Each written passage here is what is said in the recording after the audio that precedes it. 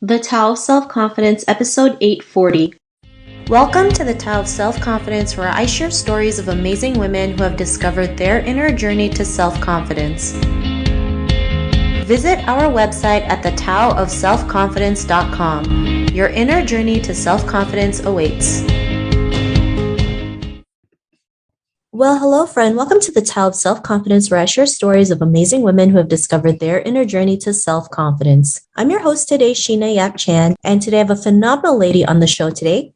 She is the founder of People Bright Consultancy and also the creator of REVUP. And I'm so excited to have her on today to share her story and her tips on self-confidence. So without further ado, I'm going to introduce you to Hilda Gan. Hilda, how are you today? Maybe you can fill in a little bit more about yourself to the listeners. Pretty good. Thank you, Sheena, for having me. I've been looking forward to having this conversation and really chat about our Asianness, really. And I think we're not alone. We all have our own journey. And when we hear each other's journeys, we can say, hey, that's me too. Or, wow, I never thought about that. A little bit about myself. I am a serial entrepreneur. This is my fourth company that I've started. And I've done a couple of what I'll call kind of the side hustle, where it was the right time with kids to do a side hustle. But this particular company, People Bright, and the other one, iTrans Consulting, are the ones I'm most proud of. My husband and I, he's Asian as well. We're both Canadian born.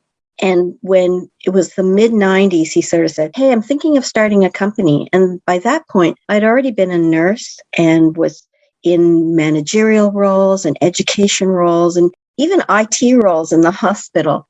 So I felt I was fairly successful. I was finishing off my master's, and my husband said, hey, I'm thinking of starting a business.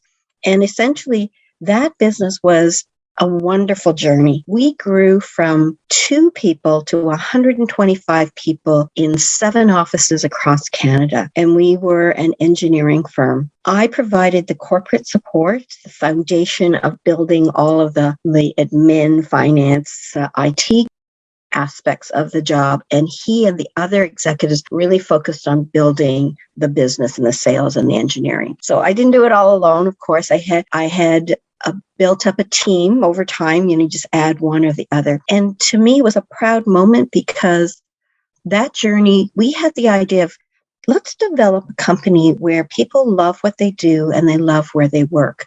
And love what they do means they were professionals who were growing, who felt they had a purpose, and we were nurturing that purpose. So we actually became one of the top 10 best workplaces in Canada because of that kind of vision that we had and the execution of that vision. The company People Bright was a result of all the things that I did. I really loved the people side, building that people. And then I wanted to help other companies build a company where people did love what they do, love where they work. And that's when I came up with the concept of REVUP. REVUP is based on the success we had, and managers are a key pivotal role. And what I thought through as I was building People Bright is, why were we successful? And I called it REVUP. And REVUP stands for 5 words: treat people with respect, look at them as equals, value who they are, then look at the uniqueness and tap into that potential. I love it. And I love your story about starting your company with your husband, starting with a team of 2 and growing to 125 employees, which is phenomenal, right? And it goes to show, as you're growing your business, you always need help, right? You always need support, have a team.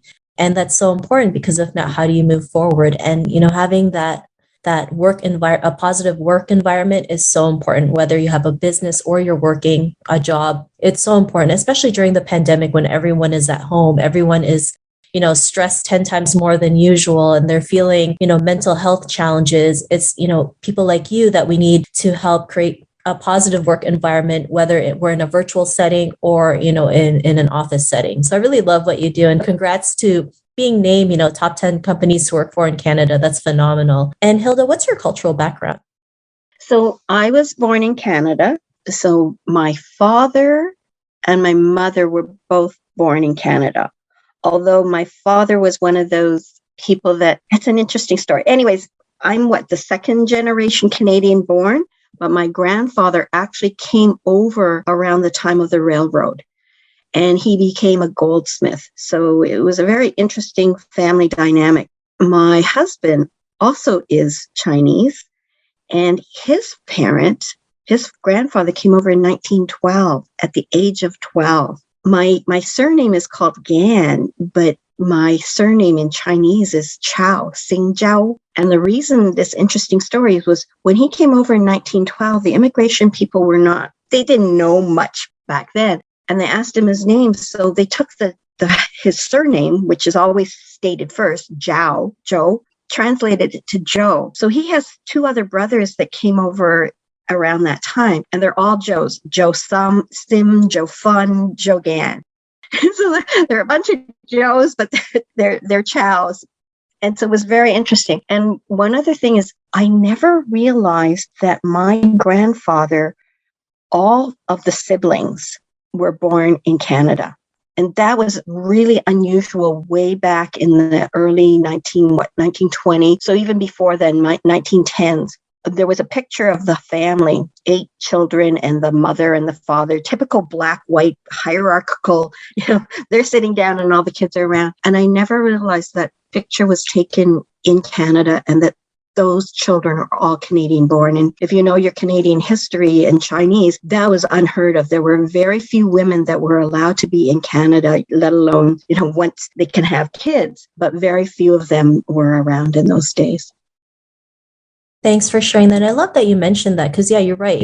There wasn't a lot of, Chinese people immigrating to Canada. In fact, we even had, the Chinese Exclusion Act where you couldn't even enter the country based on your cultural background, which, is pretty racist. But, being able to share that your grandfather migrated to Canada and then the rest of his siblings were born here in Canada and were able to live that life, be able to live life in Canada. But I'm pretty sure they've also had their fair share of challenges, right? Especially when, at that time, everything was always trying to be westernized, right? You needed to live the Western culture, the Western way and speak English and denounce your Chinese name. That's why they're all named Joes, right? On your husband's side. So I really love that you mentioned that. And Hilda, what would be your favorite self-confidence quote? My favorite self-confidence quote, really, it's be who you are and own your space. So that just keeps me going. I think the positiveness of life, being positive in life, and really feeling confident in yourself. Thanks for sharing that. And how would you define self-confidence? I think self-confidence is the ability to know what you're doing and feeling that you're doing a good job of it. I think so often we lack self-confidence, but I feel that it's really important to feel confident in yourself. And if I can share this anecdote of me as a teenager, because I think to me that really solidified what self-confidence is. As a teenager, you're always trying to fit in, or you're trying to not stand out because it just doesn't seem right. This one particular day, I was feeling really good about myself, just on top of the world, as a teenager. And I was heading downtown. So I was going to be taking the bus and I was going to be taking the subway. And as I got to the subway and the doors were closing, I suddenly realized that feeling of feeling so confident that day was an illusion, possibly, because when the doors closed, I found out I had curlers in my hair. As Chinese people, we have really straight hair. And I just wanted a little bit of curl on my bangs. So I put the curlers in and I totally forgot about them as I strutted out the door. And then I'm looking at this mirror of me with rollers in my hair and I'm going, oh my God. But it was a lesson learned at a very young age. I felt like I had it all together that day. I felt confident. Nothing could turn my day into anything bad. And suddenly I realized you have the power within yourself for confidence. And it doesn't matter what you look on the outside, it's how you feel on the inside. I love that. And yes, the curlers are a huge thing for us. And who knows, maybe you probably started a new trend, right? Instead of a new hair trend back in the day. So I really love that you shared that story and, confidence because, it doesn't matter what happens. Like you mentioned, it's how you feel inside. It's like when Paris Hilton decides to wear an evening gown to Wendy's, but, she feels confident and she's going to rock it. And she doesn't care what other people think. If she's a little too over the top or it's a little too much, she's still going to rock it. And everyone can feel her confidence as well as she's walking into Wendy's. So I really love that you mentioned that. And Hilda, what was your life like before you discovered self-confidence? I needed people to tell me they believed in me, right? Until that moment, because I just didn't know what it was like. I had brothers, and brothers can, as they said, sorry, we didn't know.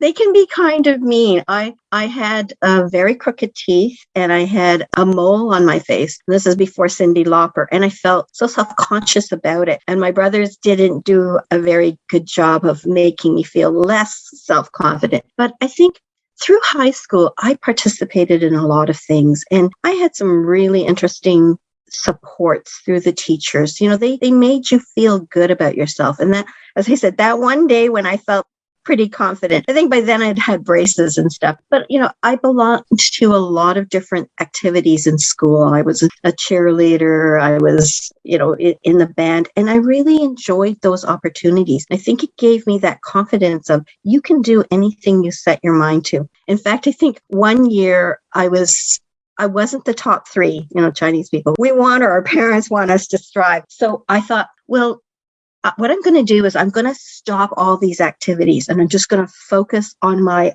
schoolwork. I'm just going to focus on my schoolwork. And that semester I dropped to 78%. I said, what?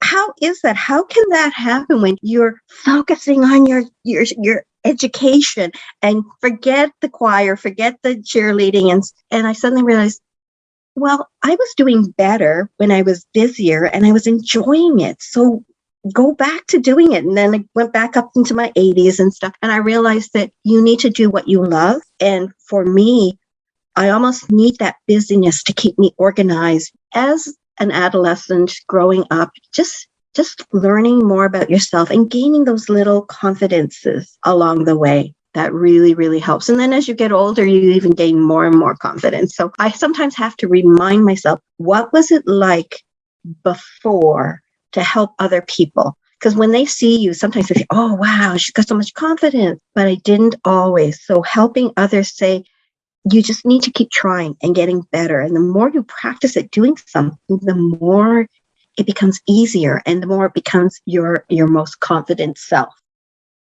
Yeah, I love that. And it's so true, right? And I love how you mentioned having the little confidence, right? Building those little steps, having those little wins, because it's those little wins and steps that really yield that big result, right? And it doesn't happen overnight. We have to work on it every single day to get to where we are today. And so I really love that you mentioned that, you had to work on it. You decided to focus on your studies. It didn't work because you weren't doing the things that you love. So you went back to doing the things that you love, and you're doing a lot better, right? Because of course, when you do something you love, you enjoy it, you have this love for it. And even if times are tough, you'll still do it because you love it, right? You're willing to put on the work, embrace the suck, because you love it so much. And so I really love that you mentioned that as well. And I'd love to ask, what was that aha moment when you realized, you wanted to create REVUP, right? Because I really love that REVUP, right? It's just really like you boss up, you go to the next level. And I know for you, REVUP is something that you're super passionate about. But what was that aha moment that made you even leap into that and create that?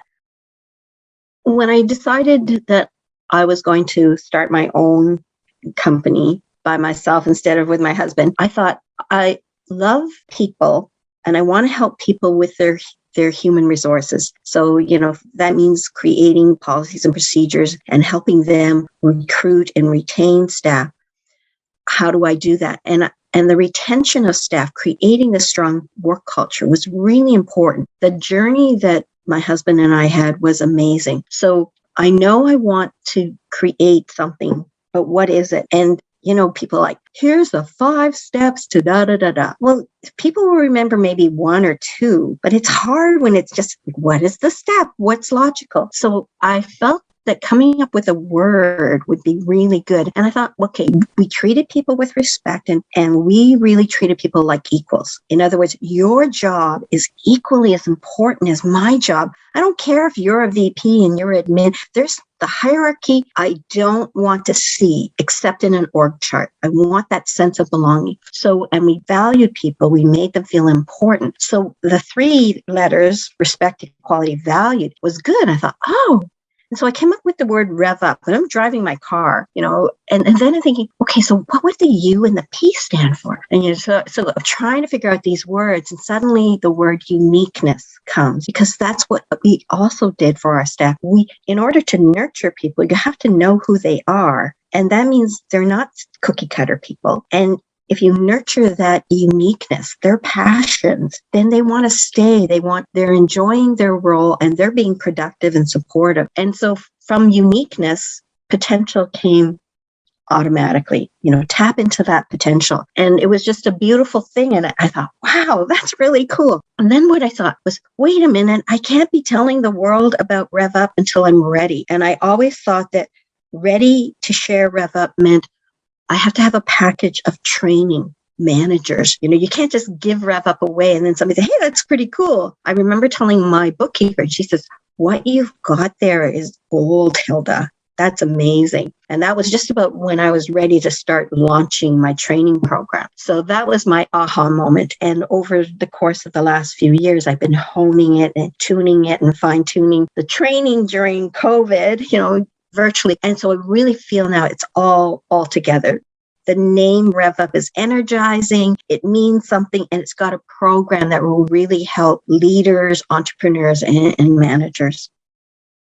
I love it. I even love the name. Just even saying the name Rev Up just gives you that boost of confidence or that boost of energy. It felt like I'm drinking an energy drink, but it's just really me saying Rev Up, right? And, having a positive work culture is so important. It's like I mentioned, especially during the pandemic, right? A lot of people worked from home. Their work was increased more because people think, well, you're at home, you have more to do. You don't have to sit in traffic, but you still have to, especially for women, you still have to work a job or build your business, take care of the kids, homeschool them, do your errands, household work. I mean, there's so much, right? And then we get so overwhelmed with everything. We feel like we can't keep up. And of course we can't keep up because we're trying to do 10 million things at once.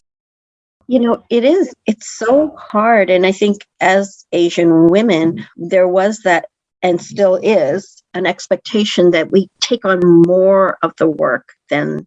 Kudos to those women who can organize it where there's equality in the things that one needs to do around the house. But that certainly wasn't my mentality, and that certainly wasn't what I was accustomed to doing. I lost my father when I was 10 years old, and I felt this need to support my mother. She didn't sort of tell me I had to in so many words, but she certainly hinted at it. And I was a product of those years when women were considered to be, when you got married, you're supposed to be over on the male side of the family. And so I grew up that way. And I remember my mother really, when my father passed, there wasn't this sit down and support your child kind of thing. There was this call in the middle of the night because they'd gone to they took my dad by ambulance. And all of a sudden, she must have said something to my grandmother, and my grandmother yelled in Chinese, he's dead, he's dead, he's dead. And then I overheard my mother saying she didn't want to live. And when you are 10 years old and you hear that, you feel like, what happens if you lose your mother? Nothing left. And so I did what I could to make sure that her life was easier and that I was there for her. In Chinese, mo pui kui. So everywhere she wanted to go, mahjong, Chinese movie theater, I went. But what that did for me was created a person who was confident in showing up. Like, you go to a mahjong place, there could be like 5 little kids you're playing with that day, or there could be one teenager that you're talking to. But wherever I went, I was finding myself in situations and just learning to adapt, so that by the time you're a young adult, you're not afraid of, oh my God, I'm going to a party, who's going to be there? Will I fit in, kind of stuff? Because I had to start doing that when I was 10 years old. Yeah, and I love that. And I love how you mentioned that, you wanted to start your own business apart from your husband. For Asian women, I think it's a lot harder to start a business because we're not taken seriously, especially when family members think what your thing is just a hobby or it's just for fun. But here you're creating something that's, you really want to create a positive impact. You really want to help people out there. And it takes, 10 times more work to be taken seriously. And it's scary sometimes to set yourself apart, right, from the person you've worked with most of your life, right? Especially if you live with them and you're married to them. So it's like, so I think that is courageous because not a lot of people can do that, right? To just say, I'm going to start it. I'm going to start one myself and see where this goes, right? I know this can help so many people and a lot of other people see the potential, right? And because you're able to do that, what's your life like now? Well, it's really interesting because when my husband started the company, I always felt that I was his support because I had all these experiences, I could be corporate support. And I actually loved it. I was wondering, I was in healthcare. I started off as a nurse, and I wondered whether that was the right choice to give up my career for my husband. And when I was talking to a close friend of mine, I said, the job I really enjoyed the most was when I was the manager at Mount Sinai. And I proceeded to say it's because, I got to hire my own staff, create the culture I wanted, the policies and procedures. And wait a minute, that's what I'm going to be doing at iTrans. So I really never looked back. I was transferring my skills. And when I started this company, I never had the mentality I was an entrepreneur because I thought I was a partner with my husband, but I wasn't the entrepreneur. But why would I think that? I mean, I'm a serial entrepreneur. I had 4 businesses. One was as we were transitioning me from working full time in the hospital to supporting my husband and going into that company, I started to dabble. So I was doing a little bit of my own healthcare consulting along with helping him. And then finally we said that we're 25 people now. We should put all our eggs into one basket. So let's do the iTrans thing. So really, I never realized I was an entrepreneur because it was the other 2 were more like the side hustles. But then I thought I really enjoy being an entrepreneur. I realized I am an entrepreneur. It's in my blood. But again, I did not realize it till about 5 or 6 years ago. And I've been an entrepreneur since the mid 90s.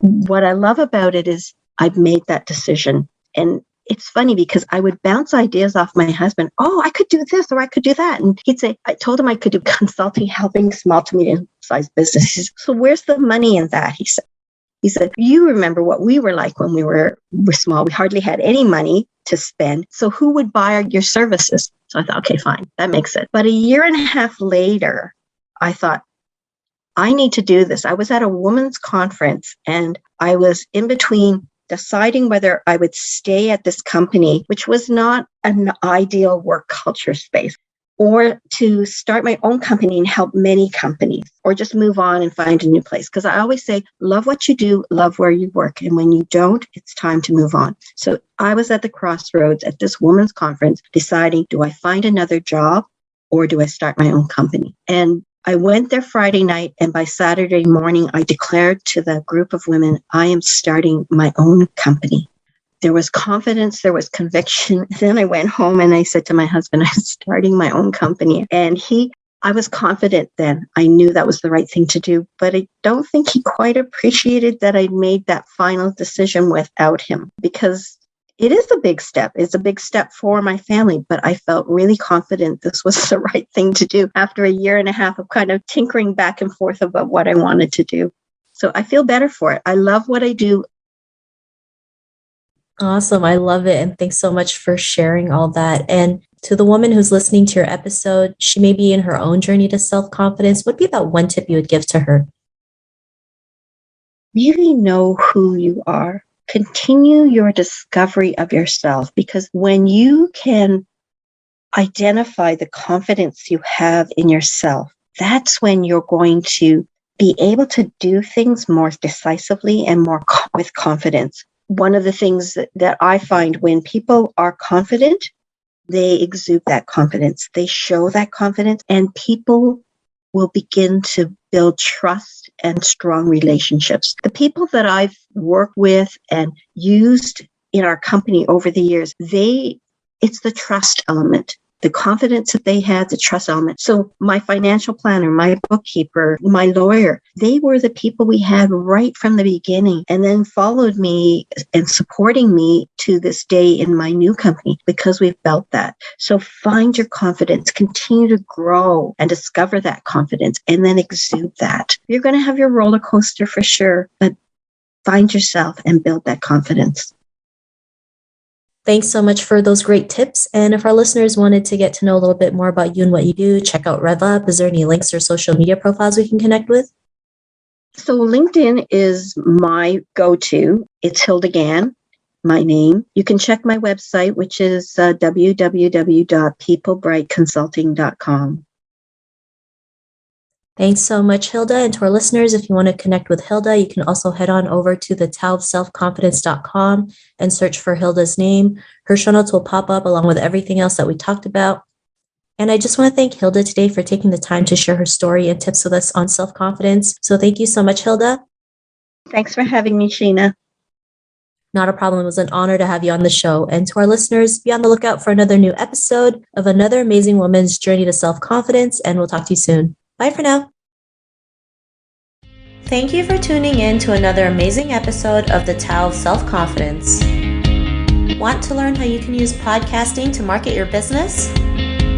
Download your free report by visiting our website at thetaoofselfconfidence.com. Your inner journey to self-confidence awaits.